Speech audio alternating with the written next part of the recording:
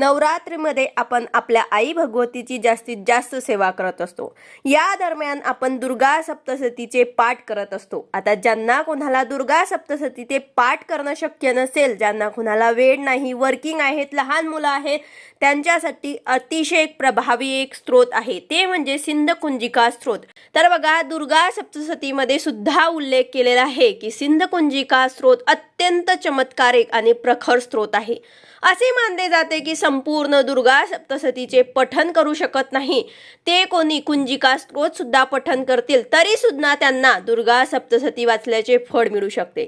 आयुष्यातील कोणत्याही प्रकारचे रोग असतील, वंचितपणा असेल, संकट, दुःख, रोगराई असेल, शत्रूंचा नाश करणारे हे सिंधकुंजिका स्त्रोत जे आहे ते आपल्याला या नवरात्रीमध्ये त्याचे पठन करायचे आहे। नवरात्रीच्या पहिल्या दिवसापासून ते नवमीपर्यंत दररोज आपल्याला चे पठन करायचे असतं।